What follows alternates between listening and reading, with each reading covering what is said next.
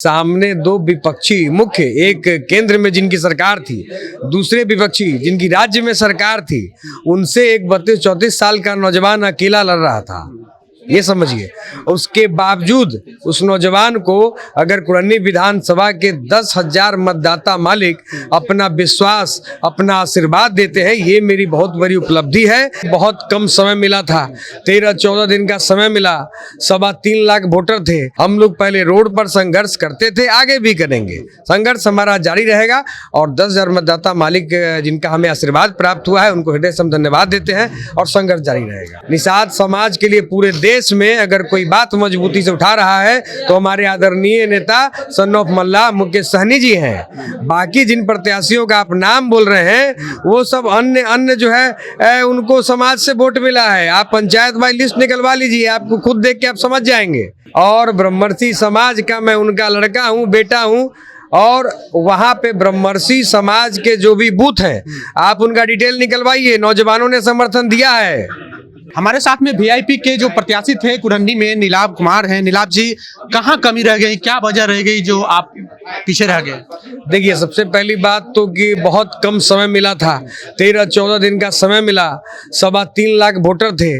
और आप ये देखिए कि सामने दो विपक्षी मुख्य, एक केंद्र में जिनकी सरकार थी, दूसरे विपक्षी जिनकी राज्य में सरकार थी, उनसे एक 32-34 साल का नौजवान अकेला लड़ रहा था। ये समझिए, उसके बावजूद उस नौजवान को अगर कुरन्नी विधानसभा के 10,000 मतदाता मालिक अपना विश्वास, अपना आशीर्वाद देते हैं, ये मेरी बहुत बड़ी उपलब्धि है। और हम तो हमेशा से जनता के बीच रहने वाले लोग हैं, पहले भी रहते थे और आगे भी रहेंगे। हम लोग पहले रोड पर संघर्ष करते थे, आगे भी करेंगे। संघर्ष हमारा जारी रहेगा और 10,000 मतदाता मालिक जिनका हमें आशीर्वाद प्राप्त हुआ है, उनको हृदय से हम धन्यवाद देते हैं और संघर्ष जारी रहेगा। अच्छा, 3 मल्लाह समाज के कैंडिडेट थे वहां पर। शेखर सहनी थे, संजय सहनी थे और एक और मल्लाह समाज के कैंडिडेट थे। आपके पार्टी को 10,000 वोट मिला और उन तीनों मिला करके लगभग 10,000 के आसपास वोट मिला। तो कैसे मान लिया जाए कि मुकेश सहनी सन ऑफ मल्लाह हैं? मल्लाह की राजनीति में उनकी अब कहीं न कहीं जमीन खिसकती जा रही है। नहीं, आप गलत कह रहे हैं। अभी भी पूरे मल्लाह समाज, निषाद समाज के लिए पूरे देश में अगर कोई बात मजबूती से उठा रहा है तो हमारे आदरणीय नेता सन ऑफ मल्लाह मुकेश सहनी जी हैं। बाकी जिन प्रत्याशियों का आप नाम बोल रहे हैं वो सब अन्य जो है उनको समाज से वोट मिला है। आप पंचायत वाई लिस्ट निकलवा लीजिए, आपको खुद देख के आप समझ जाएंगे। बिना आप लिस्ट देखे पंचायत बार वोटिंग का आप इसका आकलन नहीं कर सकते हैं। हमने तो देखा है, उसका सारी चीजों को देखा है। वो अन्य समाज, अन्य वर्ग का वोट है उन लोगों के पास।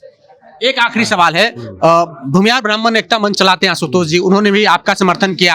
भूमिहार तब भी आपको वोट नहीं किए, क्या कारण रहा? क्या आपको भूमिहार वहां नेता नहीं माने या फिर आशुतोष जी के वो नेता नहीं माने? देखिए, आप सीधी बात कि हमारी वो जन्मभूमि है और ब्रह्मर्षि समाज का मैं उनका लड़का हूँ, बेटा हूँ।